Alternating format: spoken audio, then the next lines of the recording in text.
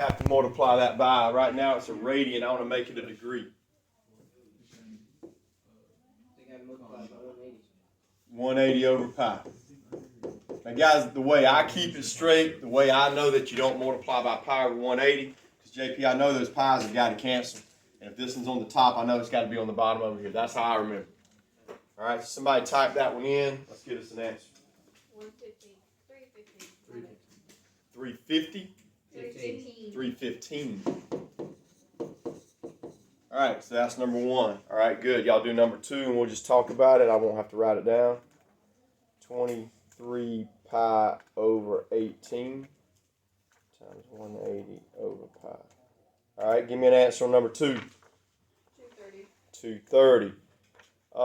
Number three, that is 7 pi. It's kind of hard to read, but it'd be 7 pi times 180 over pi.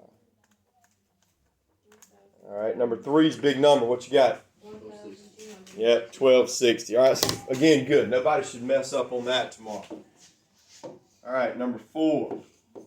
Now we got a degree, and we got to change it and make it a radian. If it's a radian, it's got to have a pi in it. So, Shelby, what do I times it by this time? Pi over 180. Pi over 180. And again, you just type it in the calculator and see what you get.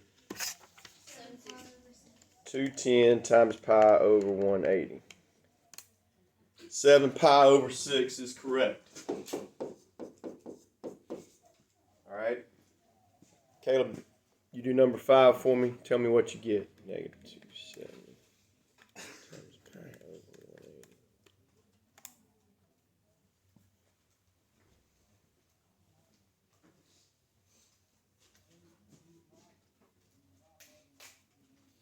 All right, it messed up. It put answer in front. Clear it and do it again.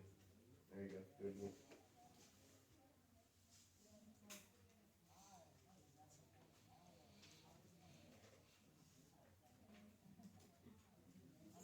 Got the same thing Caleb got. Negative 3 pi over 2 is what I got on number 5. All right, Gabe, do number 6 for 675. 15 pi over 4.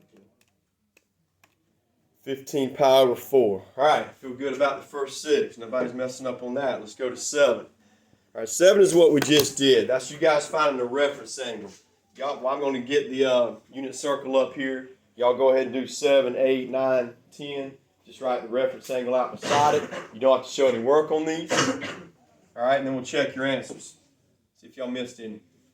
Navarre, make sure you follow along with us on this. We're having a test on this tomorrow. Yes, you make sure you know how to do all of these. You come back that late.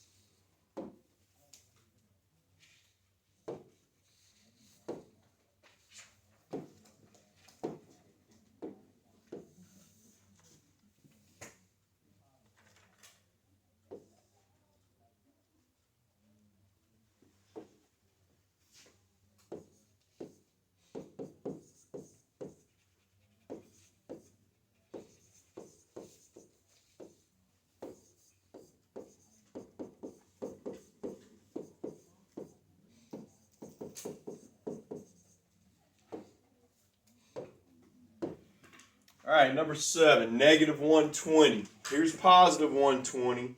So if you flip it over, negative 120 is right here. Somebody give me the answer on number 7. How far away is that from the x-axis? 60 degrees. Anybody got a question why it's 60? All right, let's do the next one. 305. All right, wow. 305 is not up here on the circle, is it? Doesn't matter. Where would 305 be? It would be right after 300, right there. So how far away is that going to be from the x-axis? You just subtract it from this side, which is 360, right? So it's 55. Yeah, so it doesn't have to be a number that's on the circle for you to be able to do the problem.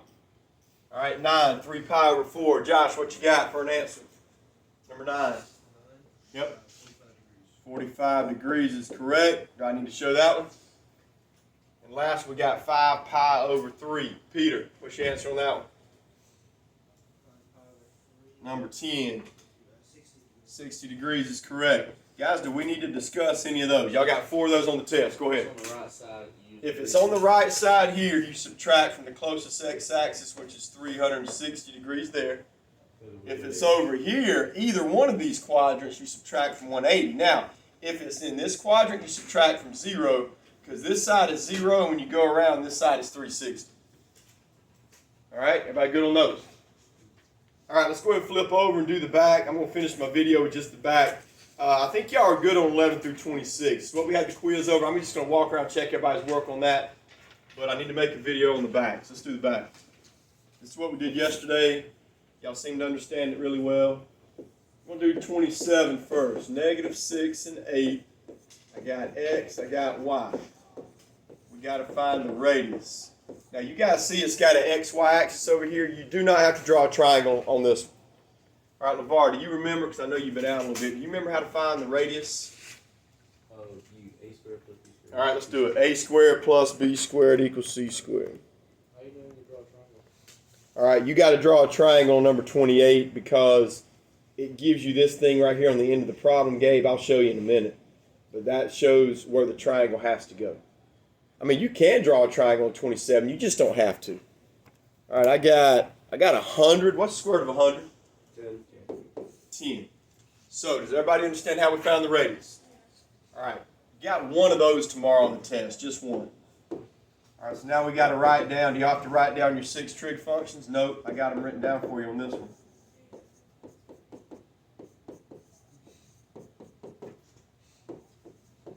All right, LeVar, how are we going to find sine? What's my fraction going to be for sine? Y over 1, so that would be... All right, LeVar says y over 1. Wouldn't that be 8 over 10? So it's 8 over 10. Now, reduce it or simplify. That would be 4 over 5. Very good. 4 over 5. And y'all know we can flip it to get 5 over 4. Anybody got a question on either one of those? 10 Okay. is the radius. All right. Whatever you get for the radius goes in for the 1. Because our original formula gave was y over 1, but you could write y over r, which is your radius. It's just the first couple weeks we were doing this, your radius was 1 on every problem. Now our radius has changed. All right? Gabe, give me the fraction for cosine right here. So first you got to look up your formula. 6 over 1. All right, so what's my fraction going to be? Negative 6 over R. 10. Very good. Now reduce it, be negative 3 over 5. And if that one's negative 3 over 5, flip it, I got negative 5 over 3. All right, JP, you got me on the last one. What's the formula, JP, for tangent? Y over X. Very good. So what's my formula going to be? All you got to do is look right up here, and here's your y and your x. Which one goes on top? 8. Good. So it's 8 over negative 6. Guys, I'm just going to keep my negative up top. I'm going to write negative 8 over 6, which is negative 4 over 3 if you reduce it. All right, so good. Flip it. I got negative 3 over 4. All right, that's 27. I think that one's much easier than 28. Anybody got a question? Have we got anything on that? No good? All right, let's do 20. Let's do 28 now. Now 28, you've got to draw a triangle. I'm going to give y'all a little more time to work on this one. This is what we just learned yesterday. Sine is negative 5 over 13.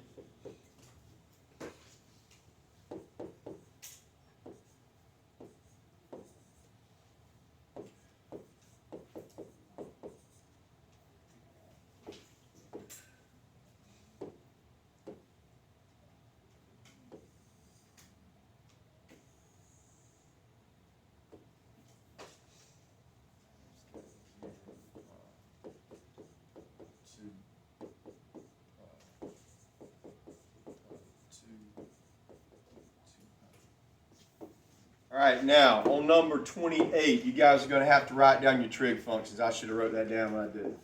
So we got sine, cosine, tangent, cosecant, secant, cotangent.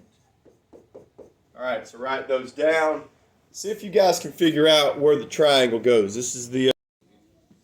All right, so triangle y'all said was down here. All right, LeVar, what's my formula for sine again? What's that? Y over 1. So -5 goes on the y-axis, guys. Where does it go? The y-axis always runs which way? Up and down. Okay, so this is -5. 13's my radius. 13's got to go here. Now, how do we find the missing side? We do a squared plus b squared equals c squared. And when you do that, don't worry about the negatives. Just do 5 squared plus b squared equals 13 squared. So, take your calculator. Do 13 squared minus 5 squared. What'd y'all get? 144, okay? Good.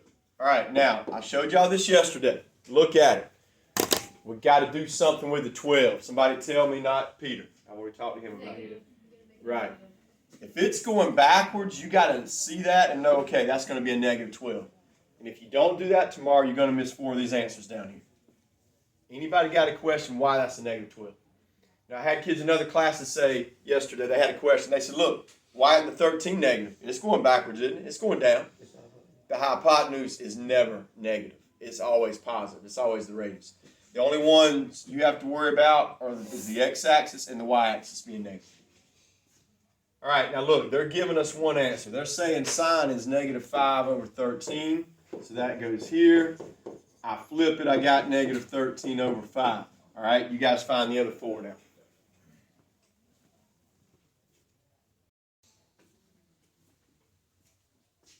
All right, let's see what we got. Shelby, do this one for me. Cosine, what'd you get for an answer? -12 and 13. All right, Shelby's right. Guys, do I need to explain that? I think she's right. That's x over r. Yep, that's right. All right, so I know I flip it, and that'll be -13 over 12. All right, y'all find the last 2, tangent and cotangent. Okay, we already got that?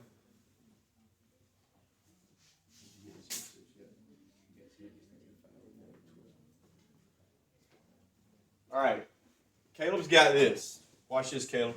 We got -5 because it's y over x. Caleb's got -5 over -12. Caleb, what's the negative divided by negative? So really, let's just make that +5 over +12. All right, and then flip it. Y'all got 12 over 5. All right. Looks good. You guys do the front, 11 through 26, and then we'll turn them in.